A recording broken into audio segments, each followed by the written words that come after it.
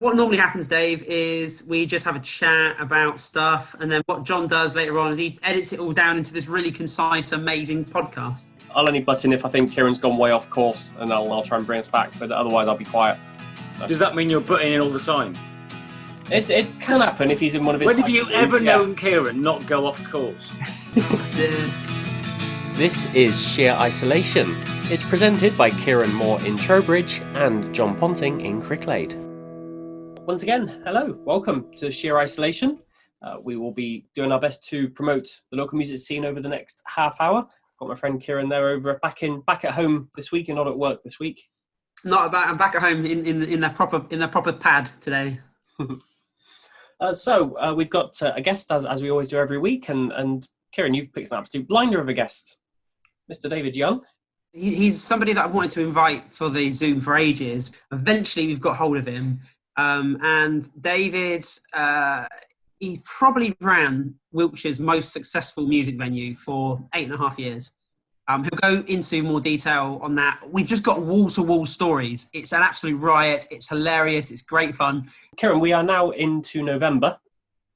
And I know that yourself as a promoter, you've got some gigs starting next month in December. Where are you with that? Does the show go on or what are you thinking? So that's really interesting. So the John Gom show, which we announced back in sort of June, July time, that's now been postponed. He's postponed the whole tour. So look, if you go back to March and where we thought we were going to be, initially everyone thought we'd be back up by summer, certainly by autumn. Obviously, as time progresses, we're realising that it's not as simple as we all thought. We thought that 6-month gap would be fine. It's evidently not. So all the people that were being optimistic, like I was, thought, yeah, October, November, that'll be fine. Turns out the December show that I had for John Gom, which you can see just here, yeah, it's been postponed now. So we're now doing it in November 2021.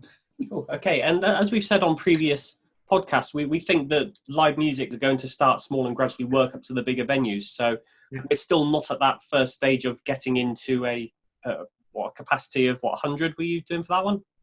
Yeah, so that one was meant to be a capacity of 300. We'd reduced it to 100 for this show. Basically, the whole tour have had issues because again, the guidelines weren't really very clear when this was being announced, and so as time progresses, we realised that we can't do certain things. So yeah, we're hoping to do a full show next year. But the Village Pump, we're looking to do a live stream at the end of November the 27th. It's Mad Dog McRae, so he's that band are performing for a promoter called Fuel by Cider. They're doing those shows at the Comedia in Bath, and as we've already established or covered in the previous episodes of the podcast, they spent a lot of money investing in really high-end TV equipment. So they can now have a capacity of 146. It's a very small capacity for their 800 venue. They can have a live crowd, but they can be professionally filmed and shot. That is going to get syndicated online and then various venues, including the Pump in Trowbridge. And that was, in theory, being syndicated across the whole of the Southwest. A whole bunch of venues are going to jump on board. Brill, we will move straight onto a track. Yeah, so Sad Song Co. is Nigel Powell. And many people will know Nigel as the drummer for Frank Turner and the Sleeping Souls. He's an original member of the Sleeping Souls. I know Nigel because he was in a band called Dustball / Dive Dive.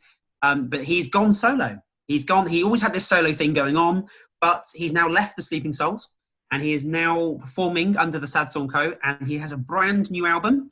His last album, I absolutely fell in love with. This is a brand new album, and this is a song called Feeding.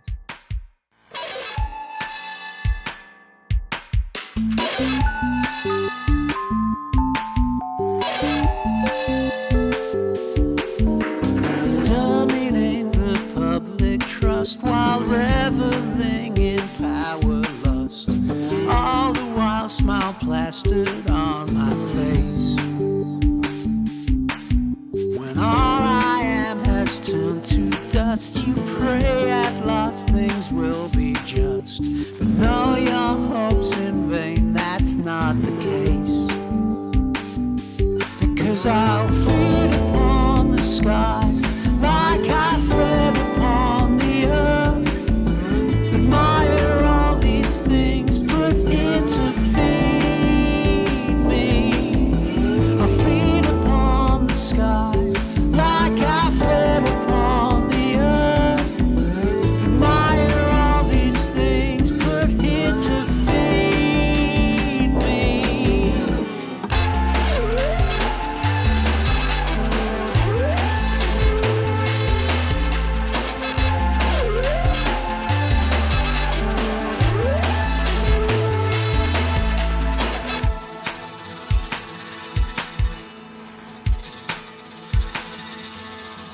Your life and mine are not the same. I inherited a medal in a pre-rigged game. When I ascend, you'll recognize your lie. Slip the bounds of reality and buy my way to immortality. You can hold out for a final judgment from on high. But forever,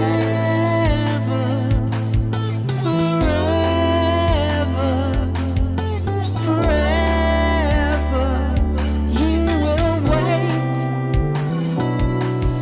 And while you hold your breath, I'll be cheating death. Forever, you will wait. Because I'll feed upon the sky like I fed upon the earth.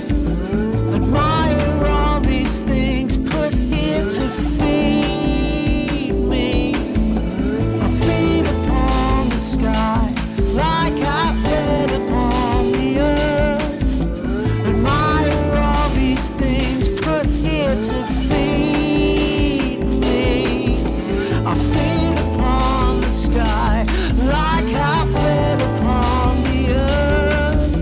Admire all these things put here to feed me.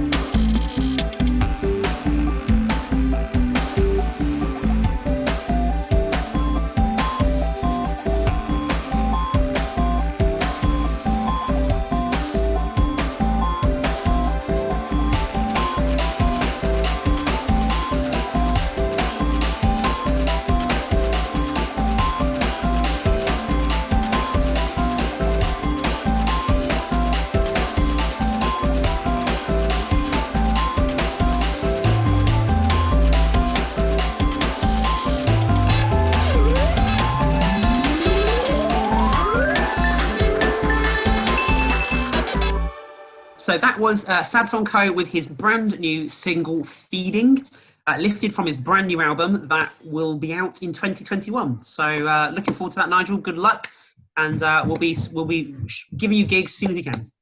See, I saw Nigel play a couple of years ago in Chippenham. I think it was the Road Tavern. I think you were there as well. I put on the gig. Yeah. Oh, there we go. That's why I saw him there. Yeah. No, that was a really lovely gig. So Mike Barham did a like a sort of songwriters class at the college beforehand with Guy from Riverbank Studios. So we had all these different elements all sort of incorporated into this gig, and then everybody came down afterwards, came to the gig. The gig was free entry, and it was just a really lovely night. So yeah, great gig. Okay, interview time. You've been looking forward to this one. You've been wanting to get Dave on for weeks, haven't you? I've been wanting to get him on for ages, and he hasn't been able to do it for one reason or another. And eventually I bullied him into agreeing to come and talk to us. He can talk the hind legs off a donkey. You both can. So this is Dave Young, who has previously looked after Swindon's venues, the Vic and 12 Bar. For Vic and the 12 Bar before the 12. He sold the 12 Bar. He didn't so well at the Vic. He then wanted to have another venue because he's mental. Got the second venue. Did really well there. Got out when the going was good. Went back to the Vic, and then he got out with the Vic when the time was right. So this is going to be part one today, and we're going to put some into the vault, and we're just going to bring them out over the coming weeks or months, because as you said, you both just natter and talk like a couple of old ladies. Talk about everything. Barely say a word, do you? Sorry, mate. I had nothing to say, to be fair. I was enjoying listening. Hope you do too. We'll start off with, Dave, can you remember when you and I first met? No. You were that important in my life, Kieran, that I can't remember. I remember Well, rude. I remember a lot of stuff about you, but I don't remember when we first met. When was it? Well, Do you remember that? It was as a band from Devices came and played the Vic, and so I came along with them, and they were called Deaf Next Door, and it was when the Vic was orientated the other way. Sideways, yeah. Sideways. With the big, tall speakers that when you walked in the door, you were deafened. Actually, Yes. that's when it had a garden shed as the sound room. So you literally go in to the mixing desk, adjust it, run out, because you couldn't see through the window because people stood in front of it. So you'd have to run out the shed, listen to what it sounds like, then run back into the shed, adjust the sound, and then carry on. Bizarre. And also, the shed was there's probably about 2 or 3 people deep from the mixing desk and the singer in the band. Correct. Yeah, it wasn't far at all. Yeah. That was good fun those days, though. I think the capacity then was 70. Legal 70? capacity. 70, yeah, sideways. And just by changing it around, it increased to 200. You know what?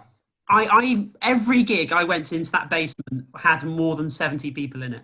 Oh, God, yeah, yeah. I mean, when we took the Vic over, which was December the 17th, 2004, because the first band we put on was Lunar Mile. And Lunar Mile, I found out about them. Lunar Mile is Tony Iommi's daughter. Tony Iommi from Black Sabbath. Yeah, wow. So I found out about her, and that is the only reason we booked him. I was hoping Tony would turn up, and in fact, I spread a rumour around that Tony was turning up to see his daughter play in the band. So it was Rab, it was Pat. She was really miffed about it because she said, "Who's been telling people who I am?" Because she was trying to make her band successful without telling people who she was. And I just said to her, "Look, I'm here to fill the room, which I've done. Your job is to make them come back and see you the next time because you're good." Yeah. So, and she was all right. She was really nice. She was really friendly. I was downstairs with the band, and she was upstairs on the sofa watching EastEnders with Vanna, I think, most of the time. So, yeah, it was good. But that was the first band, and then I put my own band to play in there. I think it was Boxing Day or the day after, and it was just awful. It was the heat in there. The walls were running. It was rammed, but there was water running off the walls. And I said to Anna, "We've got to put air conditioning down here." So we put air conditioning in before we even changed the layout, which looked odd to people because in one of the walls, there was a beam and then there was an air conditioning unit 2 foot from the wall, blowing cold air against the wall, which people couldn't understand. But of course, that wall was coming down in the future plans. So, and then of course, within a short time, we I think about a year and a bit, I think we started the plans to change it all.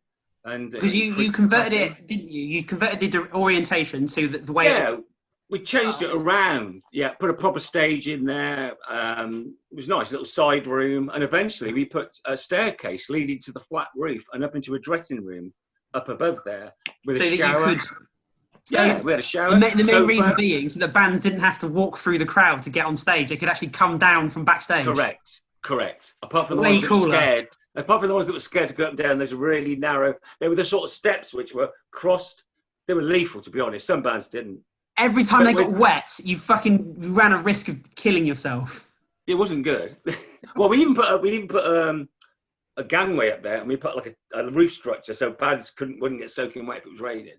But I mean, some bands wouldn't use it. I mean, we had, as you know, Ed Sheeran played, and he didn't want to come down through the dressing room thing. So what he did was he went out through the bar, out the front door of the pub, ran round the side. Someone rang me to say he's outside the fire doors. I had someone stood by the fire doors that opened them, and he then just jumped in through the audience onto the stage and started playing. So, hey! Yeah, something like that. Well, you couldn't hear him actually. There was just girls. No, of course you couldn't. It was like a Beatles gig. I remember that gig really well because, from where, no matter where you were stood in the room, you could see all the way through to the stage because all the girls are so young. Yeah, it was just, yeah, absolutely. Well, it was so packed that what we did was I set up a camera, and we actually transmitted it to the front bar, and I rigged up a PA that I linked the house PA to, so people could come in the bar and actually watch it on the TV screens. So it was cool. It was a good gig. What a gig to get, though. I mean, I got it from another promoter, but it was a great gig to have. And I can turn around and say, now I've done the sound for Ed Sheeran. But he was a genuine nice guy, though. I mean, you'd think he'd be full of it, but he was lovely. He smoked like a trooper at the time. I bet he I mean, doesn't. as soon as he finished playing, he couldn't. He literally jumped off the stage, ran out the fire door, and I thought that's the last we're going to see of him. He's going to go off with his manager and the support act. There was 3 of them travelling. That was all on this tour, and I thought he's just going to be gone. But he just ran outside, desperate for a cigarette. So he ran round to the front of the pub and literally bummed a fag off somebody. And spent, I don't know, hours out there. I think everyone in Swindon had the picture taken with Ed Sheeran that night. Facebook the next day, everyone was changing their profiles to them with Ed out the front of the pub.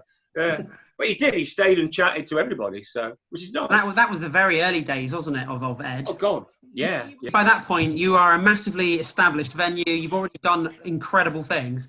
Have you got? Give us a crazy story from your early days.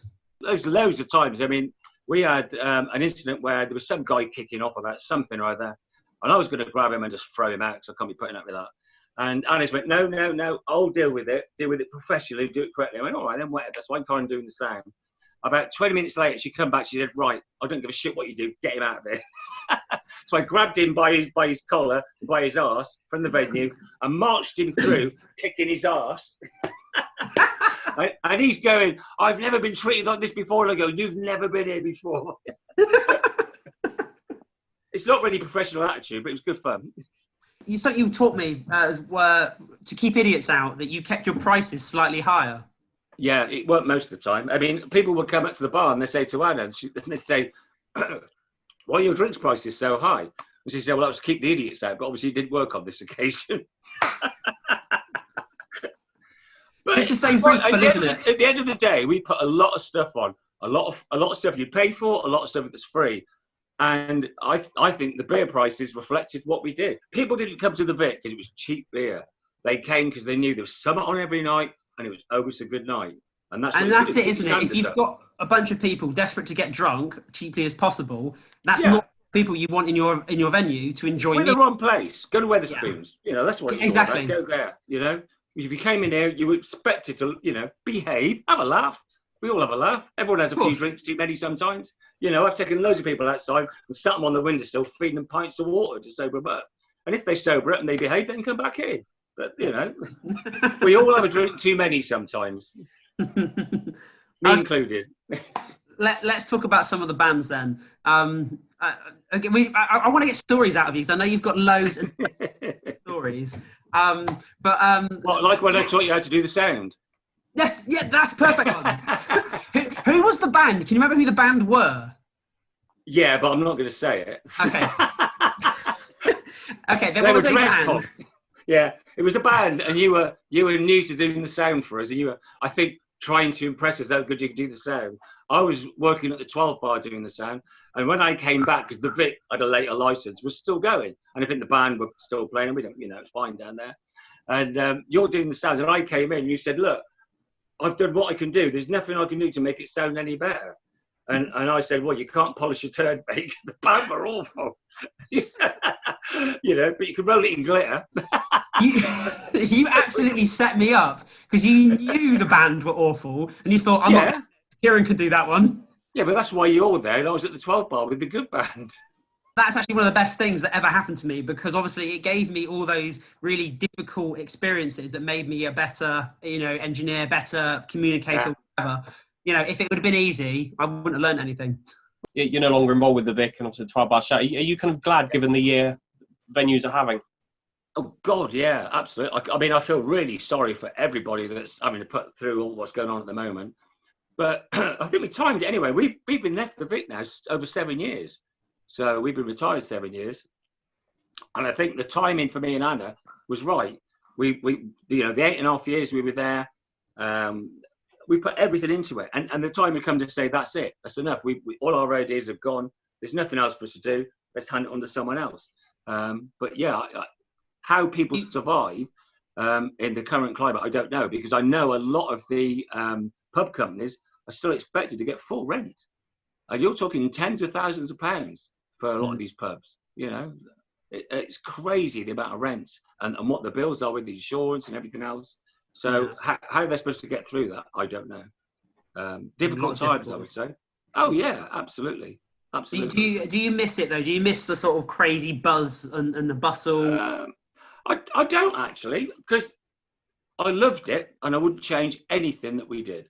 Absolutely loved it, but it was time to leave. But there's other things to do now. I mean, throughout your life, you do different stuff. I used to do motorcycle racing, or play in bands. I do this. You move from one band to another. Did you miss that band? Well, yeah, you probably miss some aspects of it, but you think, I've moved on to something else now. So, yeah, I don't miss it. I really enjoyed it. I would never go around and go, oh, I'm glad we're out of there. No. Kind of are, but I wouldn't have changed anything. You know, me and Anna used to wake up so tired, we'd just laugh at each other, get up, go into work, because you do 40-odd hours a day at least, every day, 7 days a week, because everyone would say, oh, you're on holiday all the time. Well, we'd go on holiday 4 times a year, but we'd work all the hours of every day in between. Yeah. We're going to have to wrap it up now because we've only got a few minutes left on this Zoom meeting. That's all right. No worries. You can edit me out. But you've picked a track. You've picked a tune from Hip Root. Well, Jim's always been a good mate of mine, and we used to have Gary Stringer from Reef come and play with us in a band called This Is Them or Them Is Me. Anyway, and it was Gary and it was Jack, the bass player, in this band. And anyway, they didn't play Reef stuff, but they played all their new material. And Jim supported them and got really friendly with them. So when Jim released this track, Gary Stringer came along and did the vocals on it for him, which is amazing. So it's very cool. Gary was such a lovely, nice bloke. So, but there's plenty more stories I can tell you another time. So, but yeah, well, I'm going to say, Dave, I'm going to say you've got to come back because I've still got stuff I want to talk to you about the fake speakers. The drummers used to think they were monitors and it's just spray painted on the wall. Yeah. I want to talk to you about the My Dad's Bigger Than Your Dad festival. There's loads of stuff I want to talk about. AC/DC tribute that had a wall of speakers and they were all fake. Yeah. Yeah. We'll come back to that. We'll have it another time. Yeah.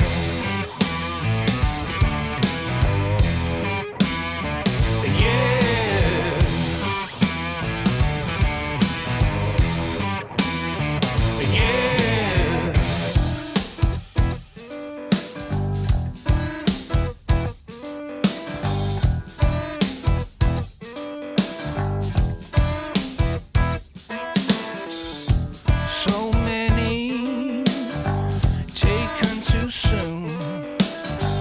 Now you've got broken wings when once you flew.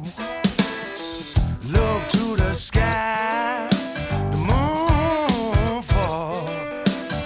See a star make a wish. Wonder if they hear your call. Shout out if you're feeling good.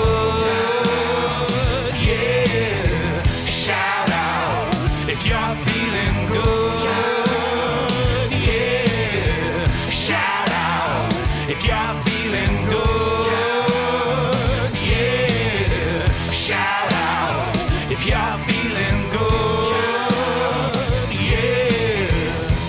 Rock and roll, forever free to roam.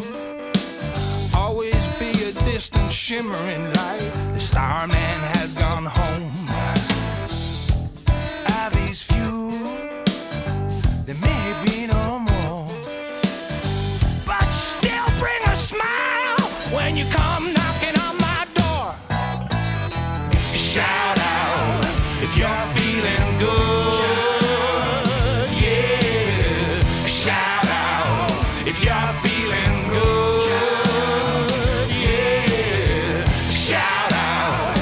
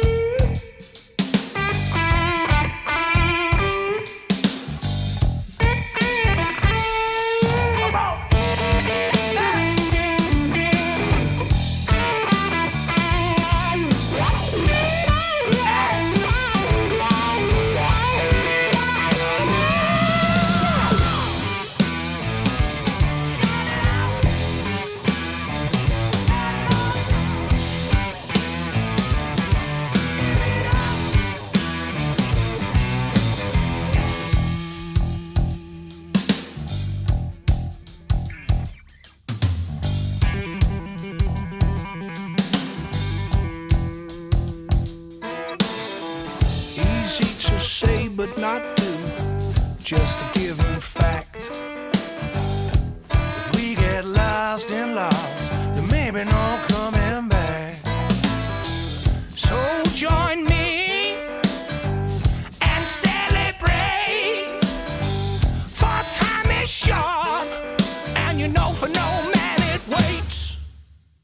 Shout out if you're feeling good, yeah. Shout out if you're feeling good, yeah. Shout out if you're feeling good, yeah. Shout out if you're feeling good, yeah. Shout out by Hiproot. Hiproot as well, Jim. He is an absolute star. He's just brilliant. Everything he does is great. I've done his sound so many times. I've recorded him. I've done also. I love him to bits. He's just a talent. And with Gary Stringer coming on top is just cherry on the icing. And yeah, actually, Gary Stringer played for me at the Lamb in Devizes, and that was our records, everything. That show, record bar take-ins, record ticket sales, fastest sellout. Everything. In fact, it did so well. We booked him for one night. It did so well. I said to Gary, can we do 2 nights running? Can you just play the Saturday as well? We did the Friday night. He was like, yeah, all right. It must be time for some news. Going back to what you said earlier on about your gig with John Gom that's been pushed back, there seems to be a lot of that going on now. As you said, people who are more optimistic back in the summer and booking gigs towards the end of the year. More venues are pulling out, more artists are pulling out, postponing, delaying. It doesn't bode well for the winter months and even the spring months either. No, it really, really doesn't. I can't see the spring months being, like we said before, there'll be plenty of local bands playing, but will the big touring bands? No, they're still not going to be doing anything because it takes time to sort of set these things up, and you would know about them by now. So I still think the next few months are going to be barren. To put it in a sort of sad way, but yeah, I think we're still a while away from sort of achieving that. Yeah. And we like to talk about the 2000 Trees Festival on this show because it's just down the road and it's an excellent festival for underground music. What are you doing with those facial expressions? I know you're trying to. We love it. I love 2000 Trees. Now, they did not get any of this government funding that went out to a lot of other organisations, so they have released a special T-shirt. Have you seen this, Kieran? The new 2000 Trees T-shirt? It just says, culturally insignificant. Since 2007. As part of that, it makes me think that's a bit churlish, but at the same time, I get why they're doing it. They're not insignificant. They're not culturally insignificant. They're a really significant festival. It does seem like it was a little bit of a lottery as to who got funding and who didn't. I'd be interested to see if there was some kind of method or formula that was used, or whether it was just names out of a hat. Yeah, there's a huge amount of debate on this. The MVT Facebook page did kick off a little bit.